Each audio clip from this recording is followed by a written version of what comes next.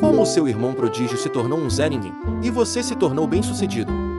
Crescer naquela casa era como viver num campo de batalha emocional. Minha mãe sempre teve uma habilidade única de transformar qualquer situação em um show onde ela era estrela. Jonas, meu irmão nota 10, era o seu projeto de vida, o filho que ela moldava para ser perfeito, enquanto eu, Marcelo, era a decepção ambulante. Já meu pai, Antônio, era um espectador passivo nesse espetáculo de loucura. Ele evitava tomar partido, preferindo concordar com o que fosse mais fácil, mesmo que isso significasse ignorar completamente os absurdos que aconteciam ao nosso redor. A dinâmica familiar sempre foi clara: Jonas era o herói, e eu era o antagonista, mesmo quando fazia o possível para agradar. Quando finalmente saí de casa aos 18 anos, foi quase um ato de sobrevivência.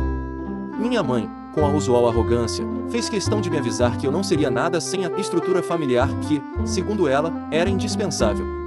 Ela me disse que eu voltaria para casa com o rabo entre as pernas, enquanto Jonas, ao lado dela, lançava aquele sorriso de superioridade que sempre me tirou do sério. Os anos que passei fora foram difíceis, mas libertadores. Trabalhei duro e construí minha carreira no setor automotivo, subindo cada degrau com esforço e resiliência. Enquanto isso, Jonas permaneceu na casa dos nossos pais, acumulando diplomas que nunca resultaram em nada prático. Ele se tornou um parasita, mas para minha mãe, ele continuava sendo prodígio, como ela fazia questão de dizer para quem quisesse ouvir. A primeira vez que percebi o verdadeiro nível de narcisismo da minha mãe foi quando Jonas começou a sabotar minha carreira. Ele espalhava boatos online, usava perfis falsos para atacar minha empresa e chegou a invadir um evento corporativo para me envergonhar na frente de investidores. Quando confrontei minha mãe sobre as ações do Jonas, ela riu na minha cara. Disse que eu estava exagerando e que Jonas só estava frustrado porque a vida havia sido mais difícil para ele. Difícil?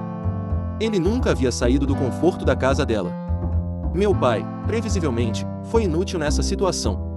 Ele me sugeriu, de forma tímida e com um ar quase apático, que eu tentasse conversar com Jonas. Segundo ele, Jonas era meu irmão e deveríamos resolver as coisas em família. Aquela postura passiva fez com que eu percebesse o quanto ele era um pateta. Quando descobri que Jonas estava sendo investigado por calúnia e difamação, esperei o momento certo para agir. Era a oportunidade perfeita para expor o que ele era de verdade. Contratei um time jurídico que reuniu provas irrefutáveis contra ele. No dia em que a polícia bateu na porta da casa dos meus pais, nossa mãe entrou em um estado de histeria. Ela tentou bloquear a entrada dos policiais, gritando que eles não levariam o filho dela e ameaçando processar todo mundo, inclusive a mim. Enquanto ela fazia seu escândalo habitual, Jonas tentava escapar pelos fundos, mas foi pego antes de sair do quintal. Meu pai, como de costume, tentou amenizar a situação, dizendo que tudo deveria ser resolvido em família. Ele repetiu essa frase algumas vezes, como se aquilo fosse suficiente para apagar anos de negligência e conflitos. Depois que Jonas foi levado, minha mãe virou toda a sua fúria contra mim. Ela disse que eu havia destruído a nossa família e que esperava que eu estivesse feliz com isso. A verdade é que eu estava. Finalmente, o filho perfeito estava enfrentando as consequências de suas ações. A partir daquele dia, minha relação com minha mãe morreu de vez. Qualquer ligação ou mensagem dela era ignorada. Eu me tornei indiferente, algo que nossa mãe nunca conseguiu suportar. Para ela, qualquer coisa que não girasse ao redor de Jonas era uma afronta. Meu pai ainda tentou manter contato, mas eram sempre conversas vazias, repletas de desculpas para justificar o comportamento de nossa mãe e de Jonas. Apesar de tudo, eu ainda gostava dele, mas o via como um homem fraco e incapaz de defender o próprio filho da injustiça dentro de sua casa.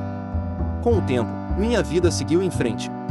Minha empresa continuou crescendo, e eu construí um círculo de pessoas que realmente valorizavam quem eu era.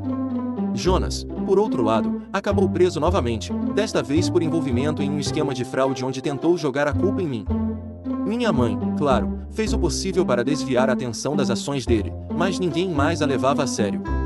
Hoje, quando penso na minha família, não sinto raiva nem tristeza, apenas uma estranha sensação de alívio. Não preciso mais lutar por aprovação, porque percebi que nunca precisei dela para ser feliz.